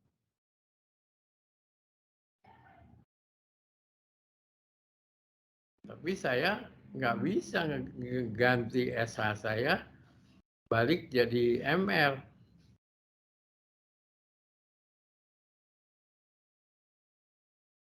Tetap aja pakai SH. Padahal nggak sama. Kalau SH saya itu berarti S1 dan S2. Gelarnya SH dan MH. Begitu Saputra, supaya you tahu. Baik, Prof. Terima kasih, Prof. Itu Pak Motar tuh yang mengubah sistem pendidikan hukum kita jadi ala Anglo-Saxon, tidak lagi Eropa kontinental. Yang sekarang ini persamaannya adalah gelar luar negerinya yang mengglobal LLB Honors. Jadi kalau Saputra misalnya pindah ke Singapura, itu gelarnya bisa diubah menjadi LLB Honors, bukan lagi SH. Tapi kalau saya LLM, alias Legum Magister, Magister Hukum. Kalau Anda LLB Honors. Gitu. Nah, Pak Mohtar, karena pro Anglo-Saxon yang mengglobal itu, ingin mengubah skalanya supaya sarjana hukum kita mengglobal. bisa diterima dimanapun di seluruh dunia karena setara dengan LLB Honors. Jadi hanya cukup 3 tahun plus 1 tahun kuliahnya. Tidak 5 tahun menjadi Master in the Rector.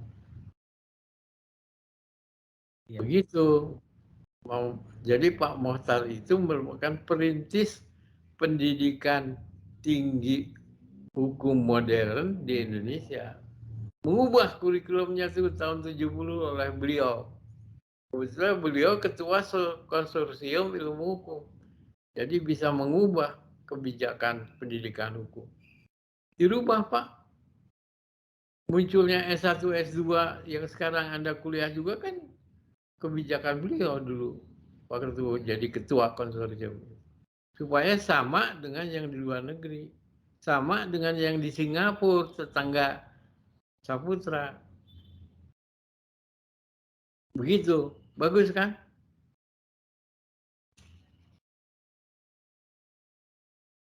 Bagus, Prof.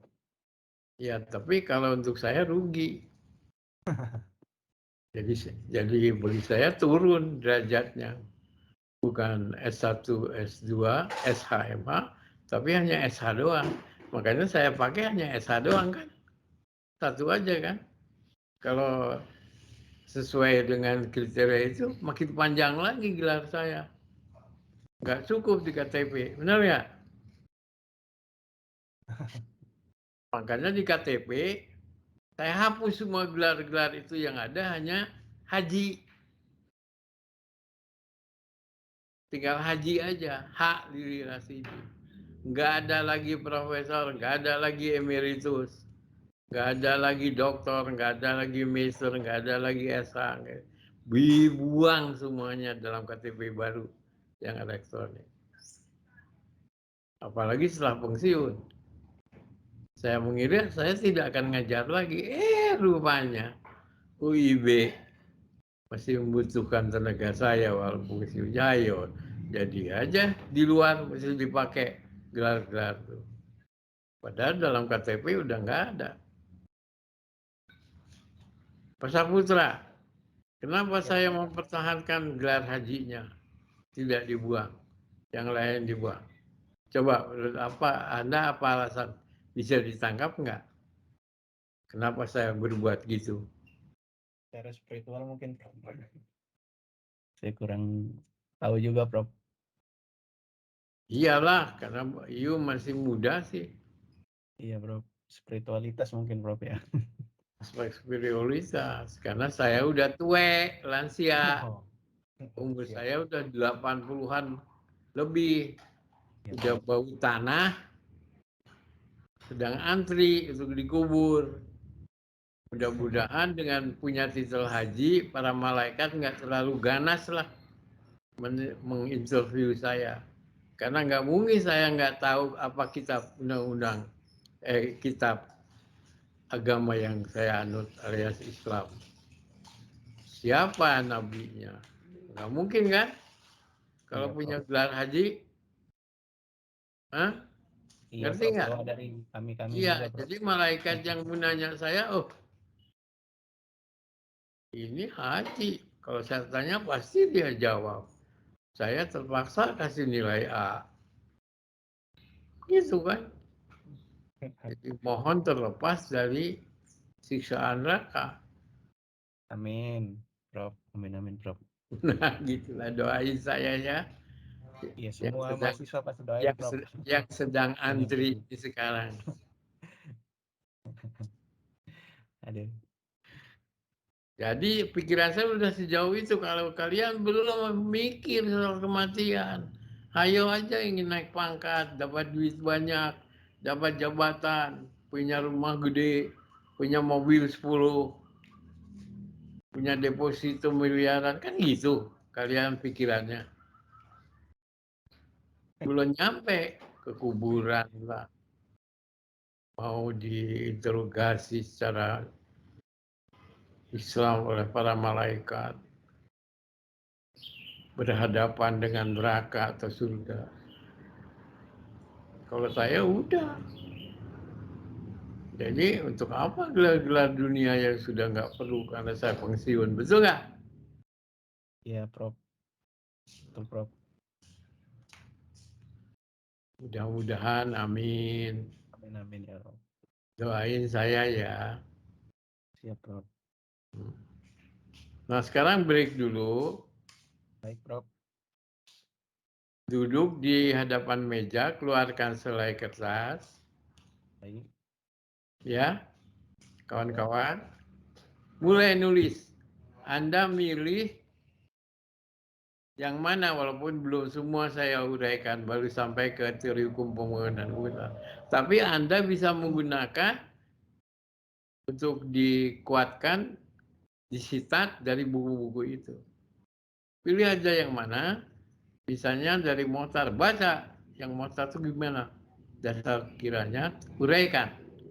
Jangan lupa dikutip dari halaman berapa dari buku yang Anda ngutip itu. Sekarang juga, silakan. Nanti udah sejam, kumpulkan di Kristi. Lanjutkan kuliahnya, ya, dari saya. Itu dikumpulkan, kirimkan ke Kristi, nanti Kristi akan mengirimkan ke saya. Oh, baik, baik, Atau Prof. ke Saputra. Iya, Prof. Baik, Prof. Atau dikumpul oleh Saputra, kirimkan ke saya.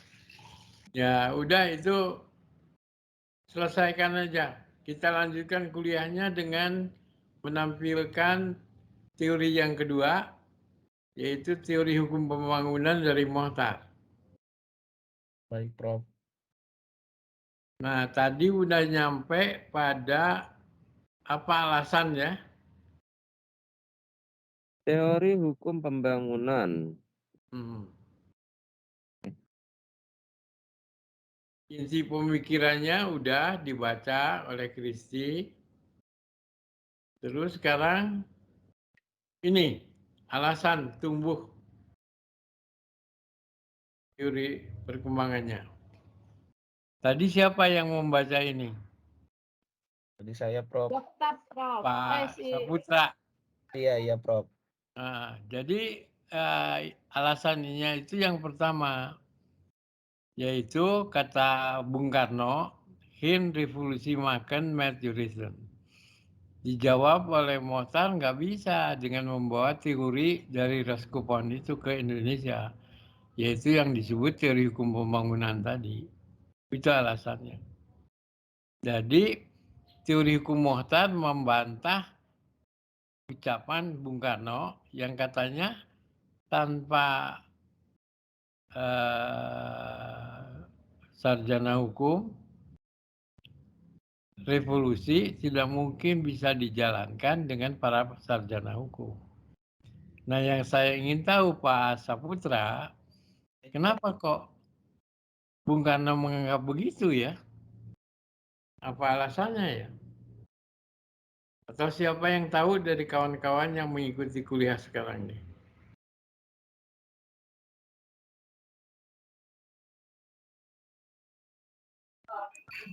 Saya ingin mencoba, Prof. Ya, silakan. Mohon izin, saya Excel. Kalau menurut saya, pakar-pakar hukum di masa itu masih banyak yang bergerak meister-interester. Dia belajar di Belanda, dia pakai hukum Belanda, hukum kolonial, yaitu hukum yang dipakai untuk menjajah kita. Maka dari itu Soekarno berpikir kita harus membentuk hukum yang baru yang jauh berbeda dengan orang-orang Eropa di sana yang sesuai dengan kultur kita, yaitu Pancasila. Terima kasih, Pak. Saya kira itu bagus jawaban Anda, cuman itu alasan politis. Jadi alasan hukumnya apa? Coba pikirkan, jawab. Barusan betul ada kemungkinan itu yang sifatnya alasan yang sifatnya politik. Tapi yang saya minta alasan hukum. Kenapa kok pakar hukum nggak bisa diikutsertakan? Mungkin karena aspek hukumnya gitu yang nggak bisa berevolusi. Coba uraikan.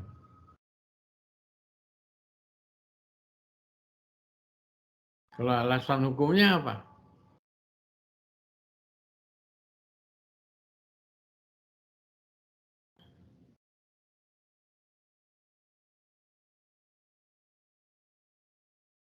Nggak bisa jawab, nggak Ini, bisa. Prof, Iya, coba silakan. menurut saya alasannya kenapa teori tersebut tidak bisa diterapkan di Indonesia, mungkin karena dianggap tidak mampu menegakkan keadilan yang sesuai dengan perasaan masyarakat. Begitu. Begitu, Prof. Iya. Hampir benar, tapi belum tuntas, belum benar. Saya Prof ingin Ya. coba menjawab Prof. Karena gini Prof, kenapa teori hukum tersebut tidak dapat diterapkan di Indonesia? Dalam artian belum dapat diterapkan di Indonesia karena di Indonesia itu sumber hukumnya Pancasila, Prof. Sumber dari segala sumber hukum. Jadi Ya. teori-teori yang memang bertentangan dengan Pancasila memang batal demi hukum. Cukup, Prof. Iya, iya. Iya, belum tuntas juga jawabannya. Mungkin dalam buku-buku yang saya tulis itu ada jawabannya yang tepat. Silakan buka lagi ya. Coba yang lain lagi barangkali ada pendapat. Secara logis memang benar jawaban Anda itu, cuman nggak benar. Coba apa kira-kira? Yang 100% karena hukumnya apa?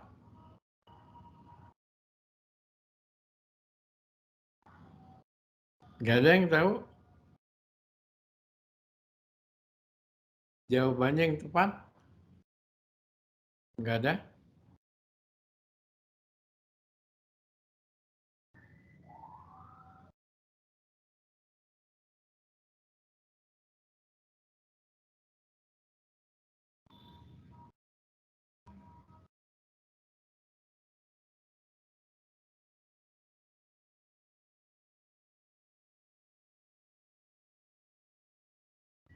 Nggak tahu?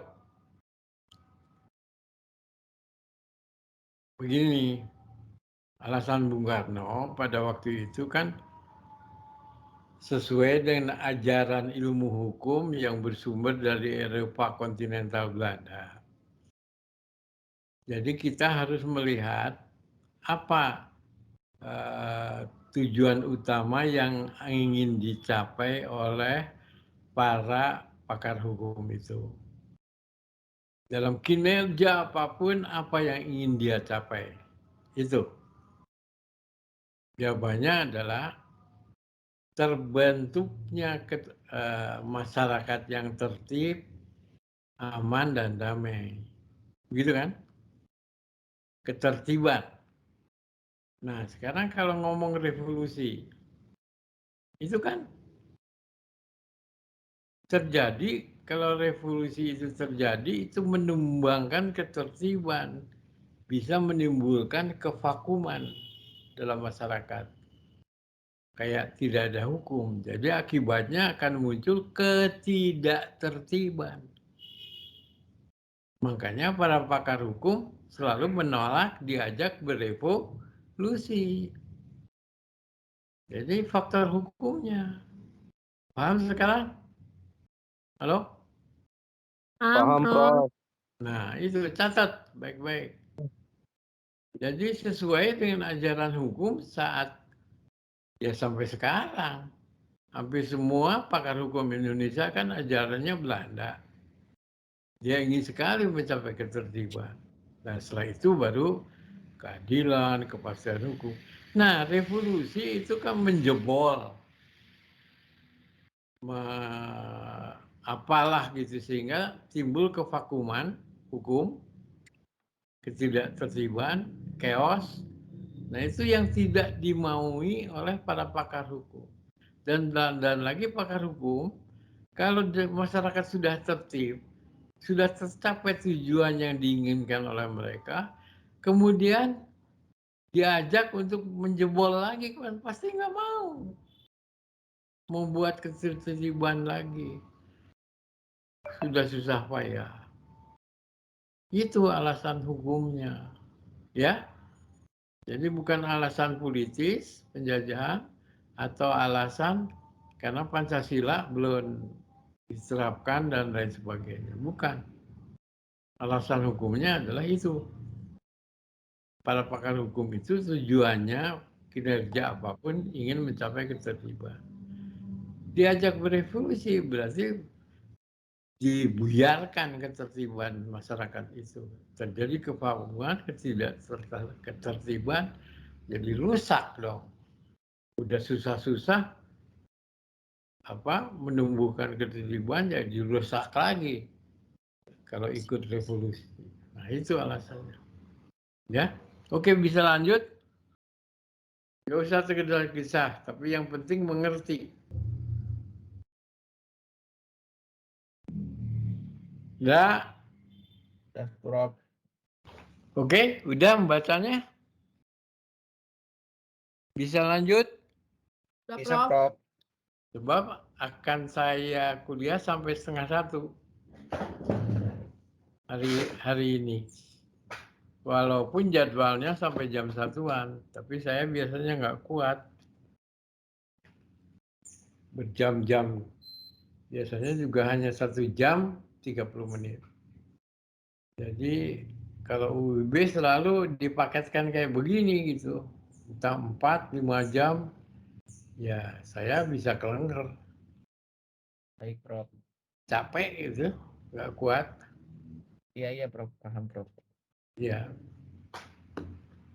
Makanya Anda yang saya beri tugas untuk mengisi gitu kuliah saya ini. Ya, Prof. Untuk dicoba, dicek apa memang memahami apa enggak apa yang saya omongkan berjam-jam itu. Itu tujuannya.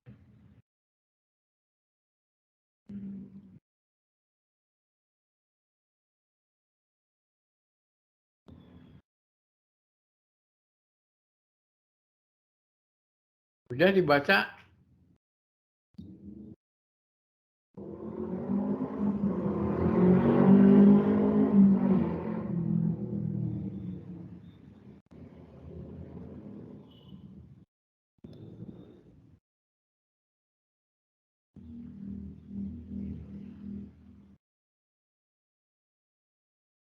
Bu Jelita, udah membacanya? Ya, sudah, Prof. Oke, lanjutkan ya. Ini Baik, Prof. tugas yang tadi Anda buat sudah selesai belum? Atau masih minta waktu setengah jam lagi gitu? Gimana? Sebenarnya belum selesai ditulis, Prof. Masih gantung, Wah, Prof.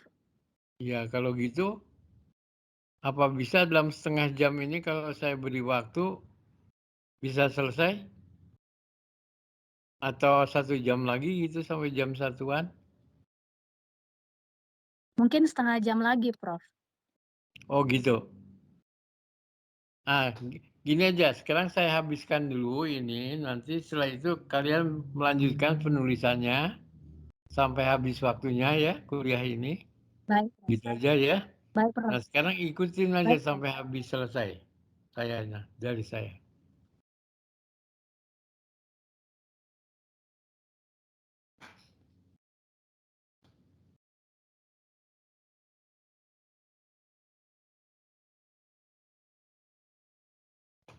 Ikuti dulu ini.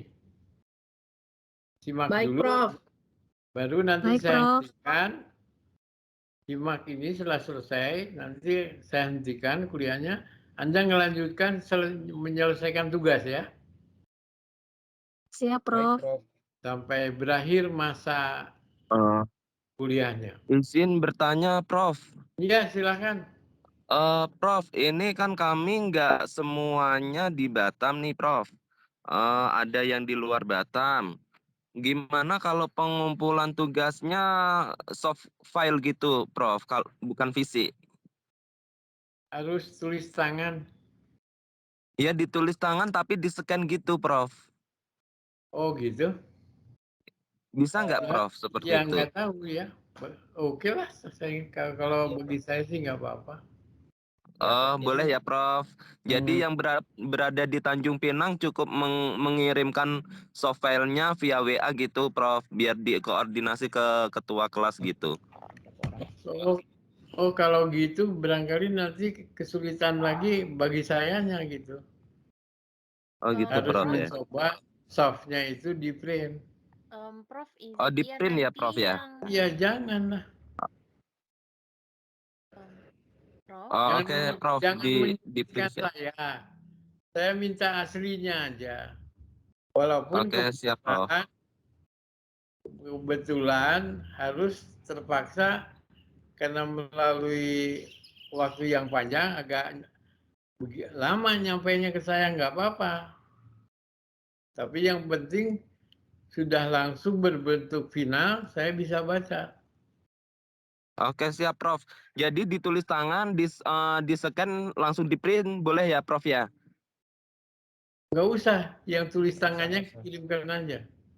Oh gitu. Oke Prof siap. Nggak usah lagi dibikin ini itu nggak perlu. Kirimkan aja ketua kelas supaya dia ngirimkan ke saya. Titik. Ya Prof. Apa ini? Nyari ini. Ini kan belum selesai saya.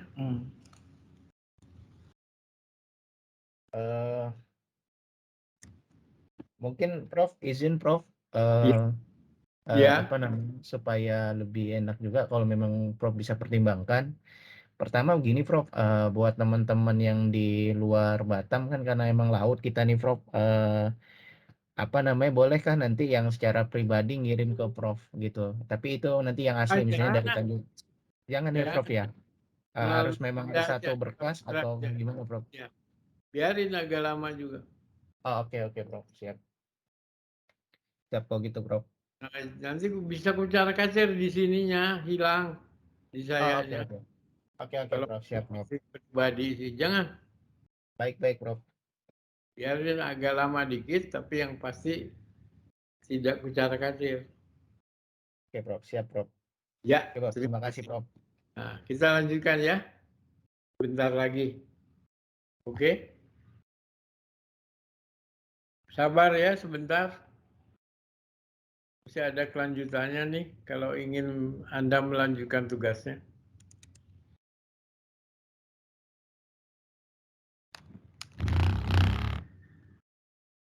Ini yang ditayangkan udah dibaca belum? Udah, Prof? Ya, saya bisa lanjut. Oke, saya kira saya akhiri kuliahnya. Silakan Anda lanjutkan menuliskan tugas. Baik Prof. Ya. Baik, Jadi Prof. ini, oke, terakhir.